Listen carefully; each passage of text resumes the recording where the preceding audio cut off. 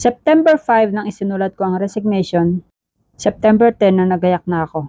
Pero November pa ang plano kong umalis. Ipinak ko na yung mga gamit ko kasi ayoko nagmamadali pag ako'y aalis na. Sumakay na nga ako ng bus dahil pupunta ako sa Takana Mercasit. Dito kasi ako bibili ng ticket.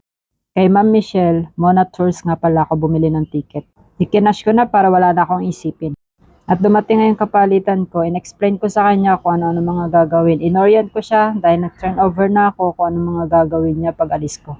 Hindi ko na na-video lahat kasi ayaw niya akong videohan, hindi daw siya makapag-focus. Tama nga kasi nung pag-alis ko, dami pa rin yung tanong.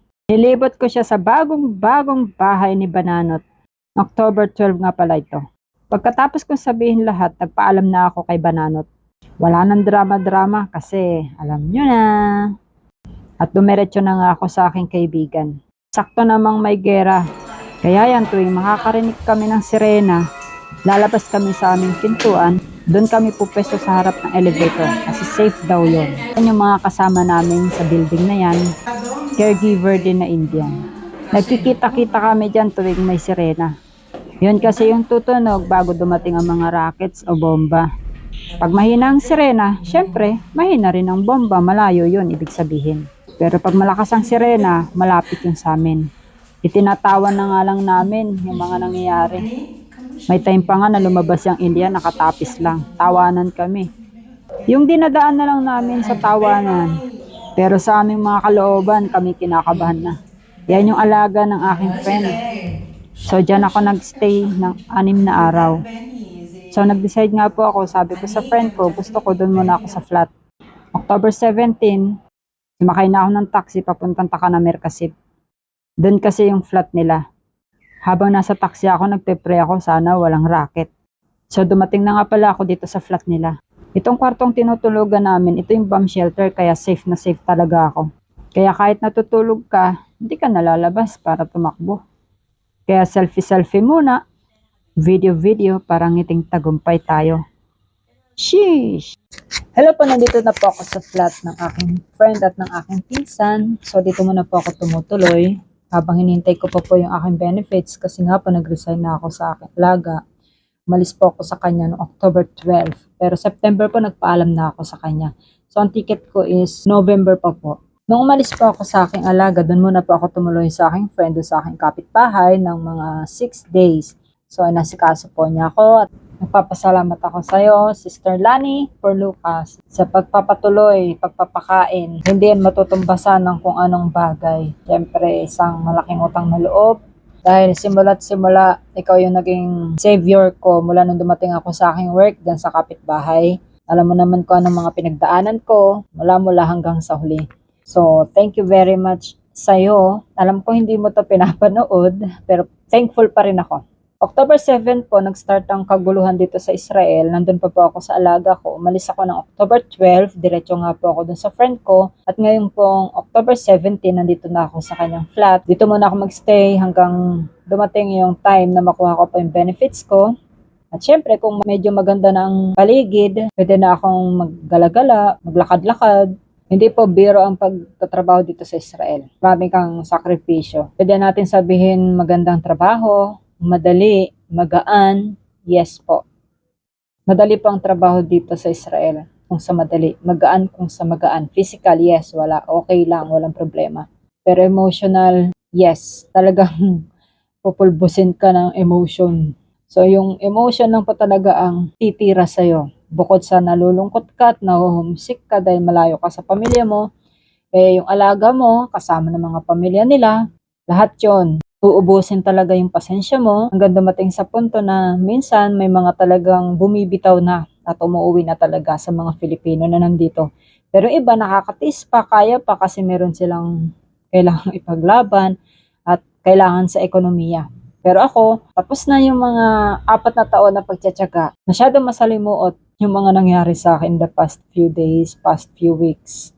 Mga pinagdaanan. May mga mistakes din naman ako. Hindi naman natin pwedeng i-save yung sarili natin na wala akong pagkukulang o wala akong pagkakamali. Siyempre, meron at meron din.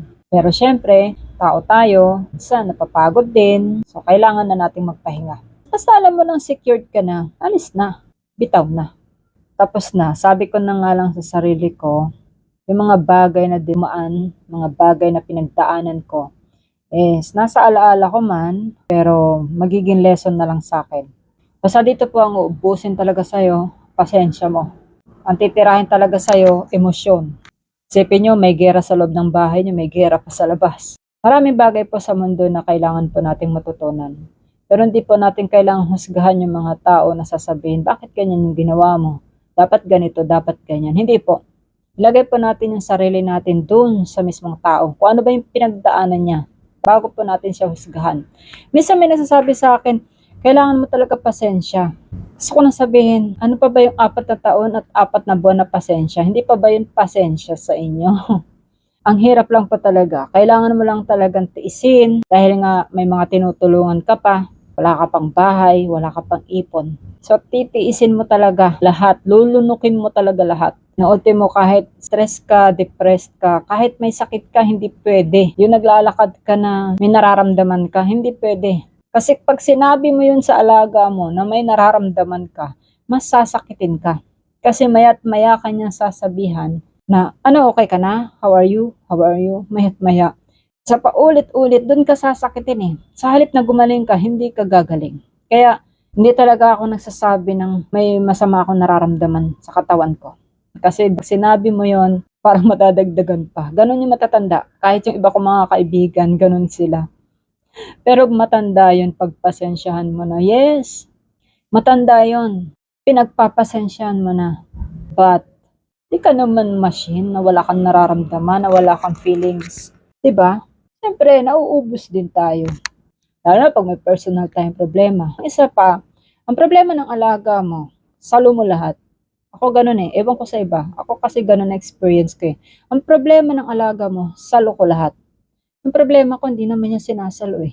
Kapag may problema siya sa pamilya, sa kapitbahay niya, may kaaway siya, may paglalabasan siya sa akin. Problema niya sa bahay niya, sa lahat ng bagay, akin. Ako, sabihin ko yung problema ko. Dadami pa yung tanong, tapos hindi ka lang maiibsan, hindi siya mababawasan, madadagdagan pa yung ano mo dahil sa kakulitan. Matanda yan is matanda. Kaya kung talagang mag-apply ka dito, lalo na sa matatanda. Hindi lang dito sa Israel, lahat ng bansa, kahit yan sa Pilipinas, merong caregivers eh.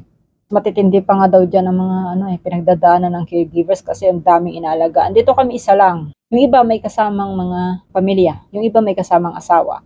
O kasi is laging isa lang yung akin alagaan. Nakatatlong employer ako. Release, namatay, tapos ito na yung last. Tapos nagkaroon din akong 7 na part-time. Every day off ko, pinupuntahan ko yon. Bali, 10 matatanda. Iba't ibang ugali. May mapupuntahan ka na matino pa utak. May mapupuntahan ka na sasabihin sa'yo, hindi daw niya yung bahay. Tapos ilabas mo siya. Tapos ipasok mo siya ulit. O bahay na raw niya yon. May mga ganong relief. Sa akin kasi, wala physical wala. Hindi ka mapuyat, hindi ka mapapagod, wala stick, pero yung emotion mo. Ubus ang pasensya mo. Kanya-kanyang diskarte dito. Kung gusto mo makatikim ng masarap, diskarte ka.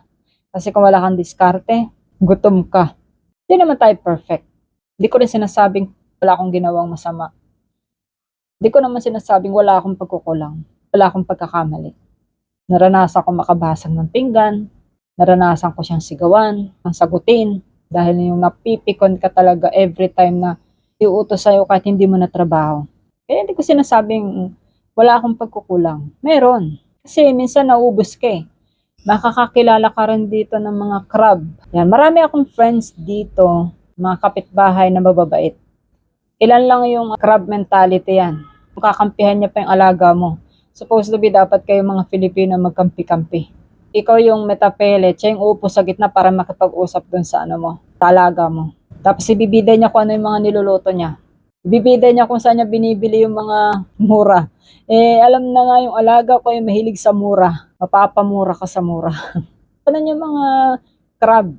Yung hindi isipin yung kapwa niya Filipino. Pero nagpapasalamat ako dahil sobra may mga kapitbahay ka namimigay ng ulam. Nagsasabing, tara, labas tayo. May mga kapitbahay ka nalalabasan. Kasi minsan, hindi mo pwedeng ilabas yung problema mo. Pilipinas eh. Kasi hindi nila maintindihan yun. Sasabihin lang nila, konting tiyaga pa, konting tiyaga pa, tiyaga, tiyaga. Ang kukwentuhan mo lang talaga yung mga nakakaranas din ng nararanasan mo. Kasi sila lang yung makakaintindi sa'yo. Kasi hindi natin pwedeng sabihin yung isang bagay o papayuhan natin yung isang tao na hindi pa natin naranasan yung bagay na yun. Madaling sabihin na, tiyaga lang. Pero kung kayo nasa kalagayan namin, kaya yung sinasabihan ko ng mga hinaing ko, yan, sabi ko nga, hindi ko naman sinasabi na wala akong pagkukulang, wala akong pagkakamali. Meron at meron naman lahat naman. Di mo na maiwasan sumagot, mabastos yung alaga mo dahil matanda. Darating at darating sa punto talagang ganun. Pero talaga may mga malalapitan ka, mga kaibigan ka na nasasabihan, nalalabasan ng yung inis mo, yung galit mo. Kasi ganun tayo eh. Pag nalabas natin yung problema natin, minsan okay na tayo. Tapos lalo na pag naintindihan tayo. Salamat naman ako sa mga nakukwentuhan ko dito sa paligid ko doon sa aking trabaho. Lahat naman sila naintindihan yung kalagayan ko. Naintindihan nila. May kanya-kanya naman kaming pinagdadaanan. Kailangan perfect na trabaho. Pray lang po talaga. So yun lang, nagpapasalamat lang ako sa mga nakasama ko dito sa Israel, mga kaibigan. Siguro sila lang yung mamimiss ko. Kasi itong bansang to, lalo ng trabaho ko, wala lang, okay lang. Hindi mo siya babalik-balikan. Yan, at syempre, higit sa lahat, nagpapasalamat ako sa Panginoon sa paggabay at patuloy na paggabay hanggang makauwi ako ng Pilipinas.